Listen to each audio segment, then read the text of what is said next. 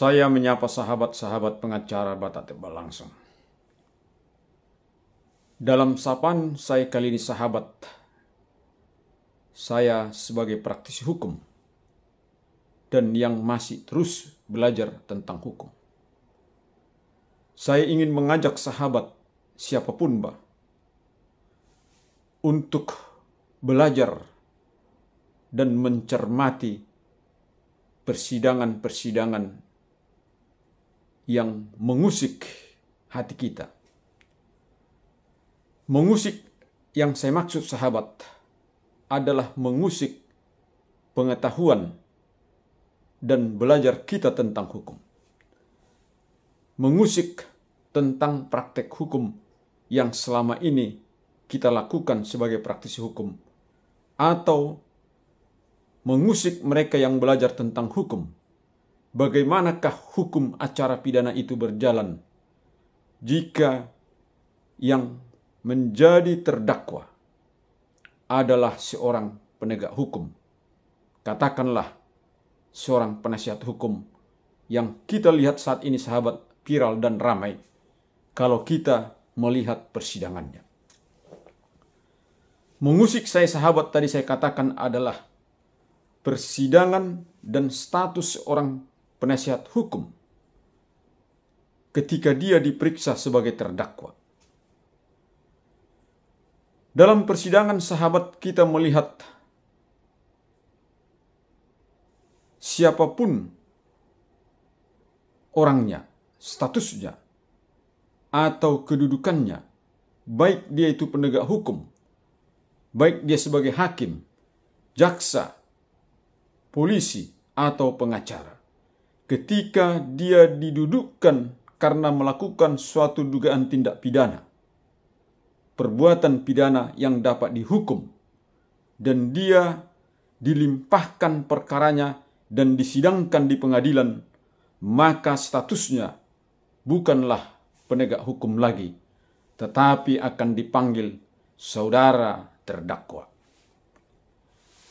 Dalam persidangan sahabat, maka posisi oknum penegak hukum tadi yang menjadi tersangka atau yang telah menjadi terdakwa, dia tidaklah dapat lagi dikatakan sebagai hakim, sebagai jaksa, sebagai pengacara, atau sebagai polisi. Ketika dia didudukkan dan dipanggil namanya sebagai saudara terdakwa, maka haknya dalam sidang tersebut tidaklah menjadi seorang penegak hukum lagi, tetapi haknya sebagai seorang terdakwa diatur di dalam KUHP. Oleh karena itu sahabat, semua yang belajar hukum pidana material, untuk menegakkan bagaimana hukum pidana material itu dapat ditegakkan sesuai dengan ketentuan hukum yang berlaku, baik mulai dari proses lapor-melapor, penyidikan, dan persidangan, bahkan upaya hukum diatur di dalam ketentuan Kitab Undang-Undang Hukum Acara Pidana, Undang-Undang Nomor 8 Tahun 1981. Oleh karena itulah sahabat, bagi kami yang belajar hukum dikatakan bahwa hukum pidana formil, yaitu KUHP, adalah hukum yang mengatur bagaimana cara menegakkan hukum pidana material. Untuk menegakkan hukum pidana material, misalnya tadi sebagaimana sidang pelanggaran undang-undang pidana, baik itu pidana umum, pidana khusus, maka untuk menegakkan itu ada hukum acara pidana formil. Di dalam undang-undang pidana khusus ada ketentuan pidana formilnya. Namun jika tidak diatur dalam undang-undang itu pidana formilnya, maka berlakulah ketentuan ketentuan Kitab Undang-Undang Hukum Pidana Formil KUHP untuk melengkapinya. Oleh karena itu sahabat, menggelitik saya sampaikan tadi sahabat adalah karena kita melihat persidangan dari rekan kita yang juga penasihat hukum, yang statusnya tadi saya katakan sahabat, ketika dia menjadi terdakwa, maka dia tidaklah menjadi seorang penasihat hukum lagi atau terdakwa dalam case, dalam waktu pada saat dia dipersidangkan, sampai menunggu nanti adanya putusan yang berkekuatan hukum tetap atas perkaranya itu.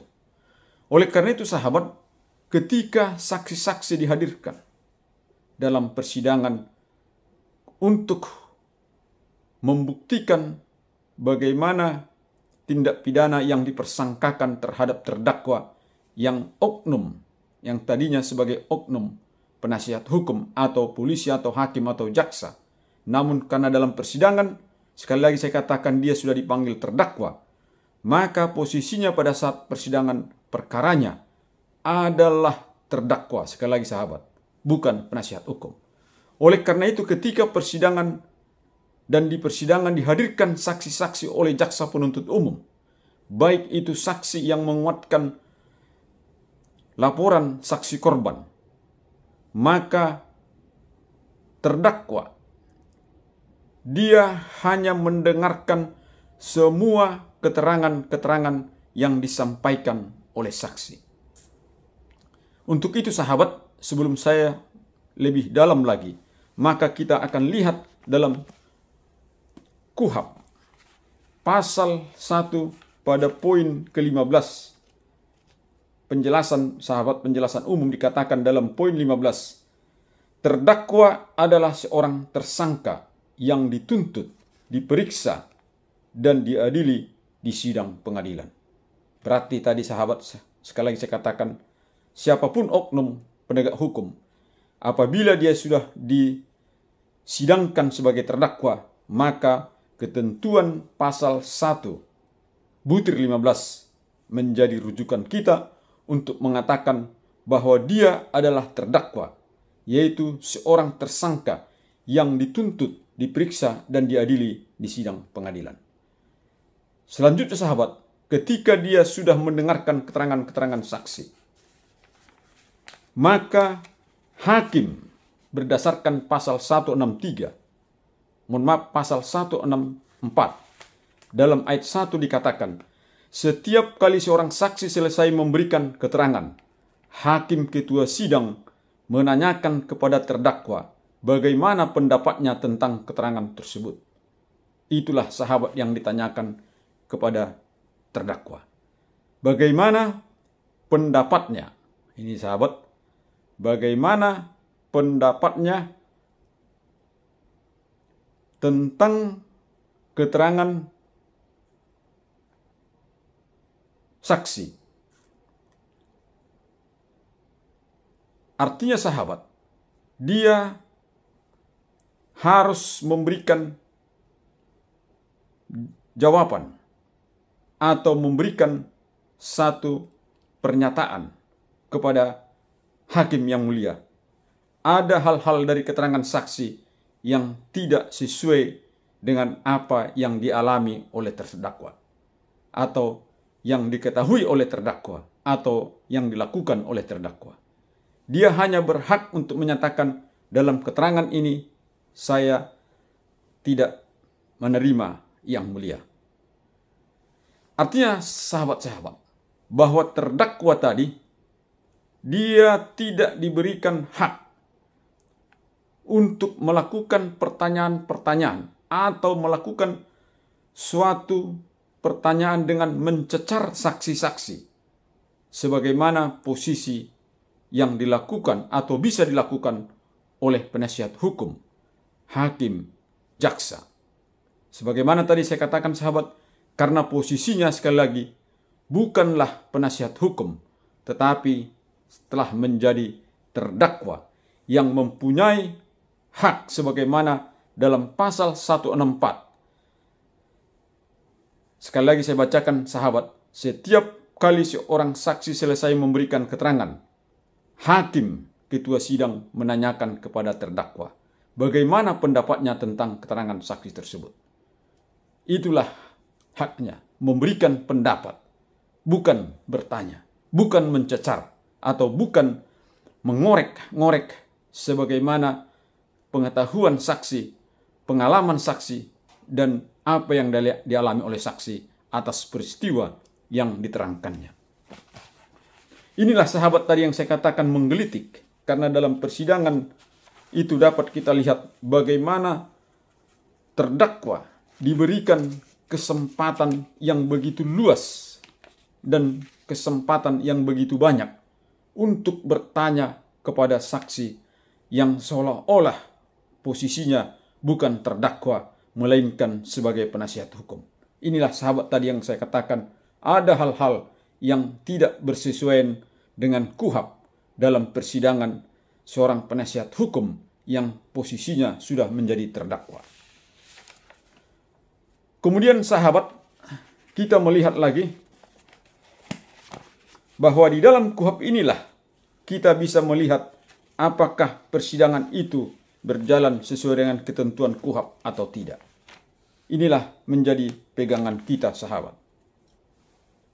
Jadi sahabat, ketika seorang terdakwa dalam persidangan ingin menyampaikan suatu pertanyaan kepada saksi ataupun kepada saksi korban atau pelapor, maka menurut 164 KUHP ini tadi sahabat, dalam ayat 2, di sini diberikan penjelasan penuntut umum atau penasihat hukum dengan pertanyaan perantaraan hakim, ketua sidang diberikan kesempatan untuk mengajukan pertanyaan kepada saksi dan terdakwa.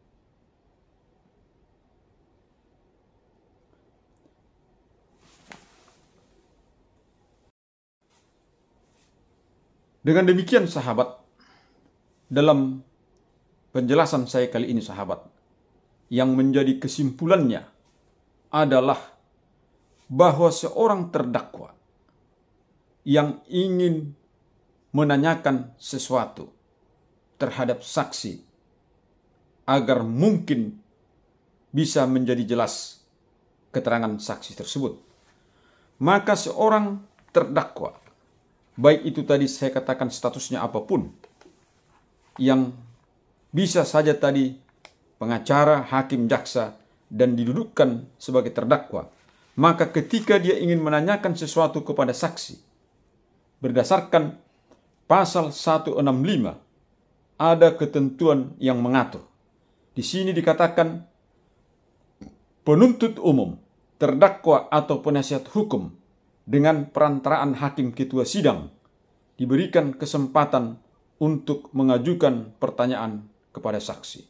Artinya sahabat, dia memberikan pertanyaan melalui majelis hakim agar disampaikan kepada saksi, bukan langsung dari terdakwa yang tadinya sebagai penasihat hukum menanyakan langsung kepada saksi. Atau terdakwa bisa memberikan pertanyaan itu melalui penasihat hukumnya, dan penasihat hukumnya lah nanti yang menanyakan kepada hakim atau melalui perantaraan hakim untuk ditanyakan dalam persidangan.